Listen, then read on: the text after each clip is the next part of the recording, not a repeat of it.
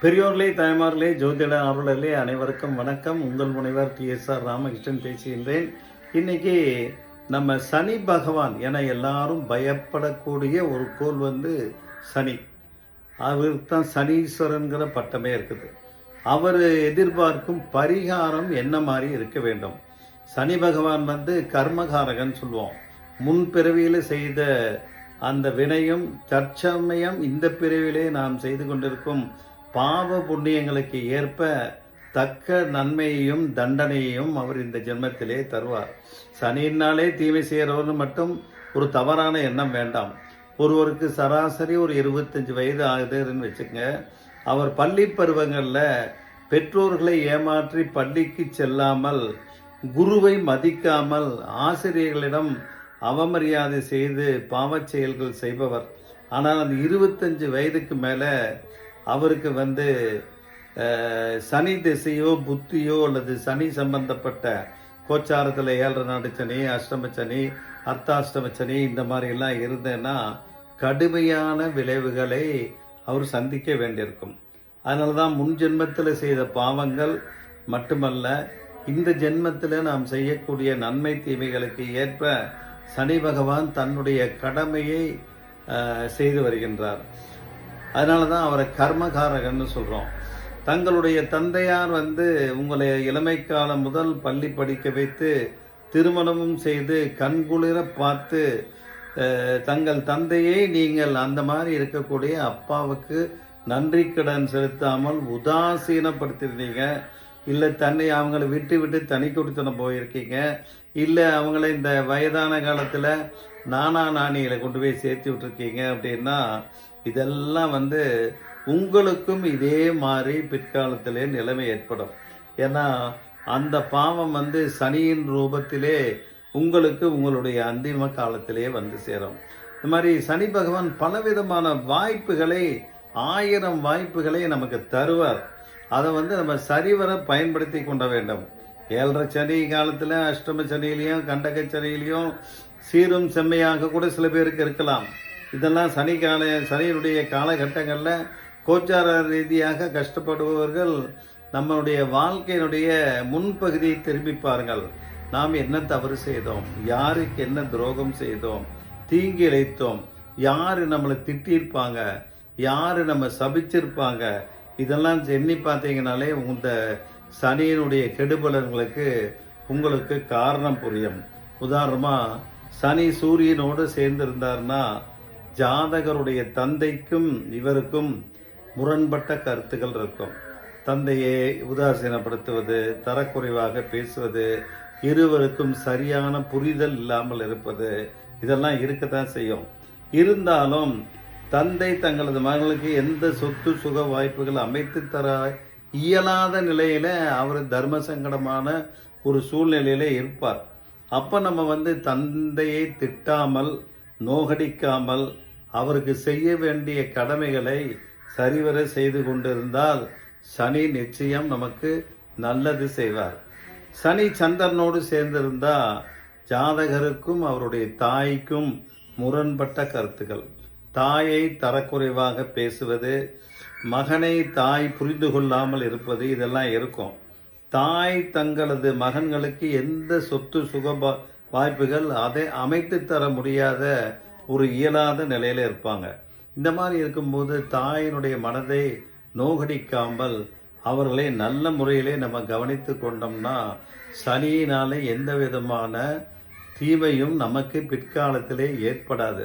அதனால தான் சனி சந்திரன் சேர்ந்து ஒருவருடைய ஜாதகத்தில் இருக்காங்கன்னா, அதுவும் 3 டிகிரிக்குள்ளே இருக்காங்கன்னா, அந்த ஜாதகருக்கு சனி திசையோ சந்திர திசையோ இல்லை சந்திர புத்தியோ சனி புத்தியோ வரக்கூடிய காலங்களில் மிகுந்த பிரச்சனைகள் வரும். அதே மாதிரி கோச்சார ரீதியாக சனி அந்த 3, 7, 10 பார்வையிலே இந்த சனி சந்திரன் அமர்ந்திருக்கிற வீட்டை பார்க்கும் போதும் பிரச்சனைகள் வரும். ஸோ அந்த மாதிரி காலகட்டத்தில் நீங்கள் திங்கக்கிழமை சிவனுக்கு பாலபிஷேகம் செய்து வந்தால் அந்த கோச்சார சனியனுடைய பிரச்சனைகளும் தீரும். இந்த சந்திரன் சனி இணைந்திருக்கிறதுனால ஏற்படக்கூடிய புணர்வு தோஷமும் நீங்கும். இந்த சனி சந்திரன் வந்து வளர்பிறை சந்திரனாக இருந்தால் புணர்வு யோகமாக அமையும். சனி அந்த சந்திரன் வந்து தேய்பிறை சந்திரனாக சனியோட கூடியிருந்தால் புணர்வு தோஷம் வரும். இதே மாதிரி சனியும் செவ்வாயும் சேர்ந்து இருந்தாங்கன்னா சகோதரர் மூலமாக பிரச்சனைகள் ஏற்படும். சனியும் புதனும் சேரும்போது தாய்மாமனோட பிரச்சனை ஏற்படும். சனியும் சுக்கிரனும் சேர்ந்திருக்கும் போது கணவன் அல்லது மனைவி உடைய பிரச்சனைகள் அதிகமாகும். சனி ராகு சேர்ந்திருந்தால் பங்காளிகளுடன் பிரச்சனை. கேதுவுடன் சேரும்போது மாமன் வழி உறவுகளுடனான பிரச்சனைகள் ஏற்படும். அதனால தான் நம்ம அந்த சந்திரனோடோ அல்லது சனியோடோ எந்த கிரகங்கள் சேர்ந்திருக்குதுன்னு பார்த்துட்டு அதற்கு ஏற்றவாறே நம்ம அந்த பரிகாரத்தை சொல்ல வேண்டும். அதே போல் சனி சுக்கிரன் சேரும்போது திருமண வாழ்க்கைக்கு பின்னால் சனி திசையோ சனி புத்தியோ நடக்காமல் இருக்கும் பட்சத்தில் சுக்கிர திசையில் சனி வாரி வழங்குவார். போன பிறவியில் செய்த வினைகள் நமக்கு தெரியாது. நமக்கு விவரம் தெரிந்த பிறகு செய்த நன்மைகள் கூடவா தெரியாது? நல்ல யோசனை பண்ணி பார்த்தோம்னா நம்ம 10 வயசில் என்ன தப்பு பண்ணோம், 20 வயசில் என்ன தப்பு பண்ணோம், 30 வயசில் என்ன தப்பு பண்ணோம், இப்போ என்ன தப்பு பண்ணிகிட்டு இருக்கோம் தெரியும். ஒருவருடைய வாழ்க்கையில் தசாபுத்தி சனி தசாபுத்தி வழியாகவும் 7 சனியாகவும் அஷ்டமத்து சனியாகவும் கண்டகத்து சனி வாயிலாகவும் அர்த்தாஷ்டம சனி வாயிலாகவும் பிரச்சனைகளை தருவார். அப்போ வந்து சனிக்குண்டான அந்த பரிகாரங்களை நாம் செய்ய வேண்டும். இந்த பரிகாரம் தான் நம்ம வந்து சனியினுடைய கொடுமையிலிருந்து நான் தப்புவதற்கு ஒரு வாய்ப்புகள். சனி வாழ்க்கையில் வரக்கூடிய காலகட்டங்களில் நம்ம வந்து பொறுமையாக நிதானமாக இருந்து ஏளனமாக கெட்ட செய்திகளை பரப்பக்கூடாது, கெட்டதை செய்யக்கூடாது, தீய வார்த்தைகள் பேசக்கூடாது. இந்த மாதிரி பண்ணோம்னா சனியினால் தொல்லைகள் வராது. 7 சனி அஷ்டமச்சனி இதெல்லாம் வரும்போது சனிக்கிழமை சனீஸ்வரனுக்கு ஒரு எள்ளு தீபம் போடுங்க, இல்லைன்னா ஒரு மாலை போடுங்க, ஒரு அர்ச்சனை பண்ணுங்க, ஒரு அங்ககீனமான வயதானவர்களுக்கு தயிர் சாதம் எள்ளுருண்டை வாங்கி கொடுங்க.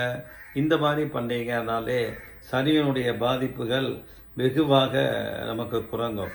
சனி வந்து பயத்தை கொடுப்பதோட தண்டிப்பார்னு எல்லாரும் நம்பிட்டு இருக்கிறோம்.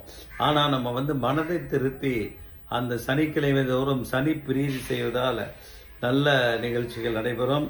அதே மாதிரி சனியினுடைய தசா காலங்கள் அந்த 19 வருடத்துலையும் நம்மளுக்கு வந்து கெட்டது நடக்கும்னு சொல்ல பயப்பட வேண்டிய அவசியம் இல்லை. அந்த சனி வந்து நல்ல நிலையிலே அமர்ந்திருந்தால் அவர் வந்து நல்ல பாவத்திலே அந்த 9, 10ஆம் பாவகத்திலே இருந்தால் இல்லை லக்கணத்திலே இருந்தால் மிக நல்ல பலன்களை தருவார். ஆகையினால பறவைகளுக்கு அன்றாடம் ஏதாவது உணவு வழங்குதல், இல்லை அங்ககீனமானவர்களுக்கு இந்த தயிர் சாதம் எள்ளுருண்டை வழங்குவது, இதெல்லாம் ஒரு நல்ல சனிப்பிரீதியாகும். அதே மாதிரி நிறைய இந்த அலுவலகங்க கலெக்டர் ஆஃபீஸு, தாலுக்கா ஆஃபீஸு இங்கெல்லாம் பார்த்து இந்த மாற்றுத்திறனாளிகளை கால் கடுக்க நிற்க வைத்து வேணும்னே டிலே பண்ணக்கூடிய அதிகாரிகள் இல்லை இவங்களுக்கும் அலுவலர்களுக்கும் சனியினுடைய கோரப்பார்வை பின்னால் வருவதற்கு ஒரு வாய்ப்பு ஏற்படும். ஆகையினால நம்ம சனி பகவானுக்கு பரிகாரங்களை செய்து கொண்டு வந்துட்டு வேண்டும். ஒருவருக்கு உதாரணமாக மிதுன ராசி நடக்குதுன்னு வைங்க. இப்போ அஷ்டமத்து சனி நடக்குது அப்படின்னா அந்த சனி கும்பத்திற்கு சென்றவுடன் அப்பாடா நம்ம தப்பிச்சோம்னு நினைக்கக்கூடாது. ராசிநாதனான புத பகவான் மேஷத்திலே சிம்மத்திலேயோ விருச்சிகத்திலோ இருந்தால் இந்த அஷ்டமத்துடைய பலன்கள் செய்யாத பலன்கள் அனைத்தும் கும்பத்திலே சென்றவுடன் ஆரம்பிப்பார். அதனால் அந்த சனியினுடைய பார்வை நம்முடைய ராசிக்கு, கோச்சார சனியினுடைய பார்வை நம்முடைய ராசி மேலே படக்கூடாது. சனி பிரீதி செஞ்சிட்ருக்குங்க. திங்கட்கிழமை சிவனுக்கு பாலாபிஷேகம் பண்ணுங்க.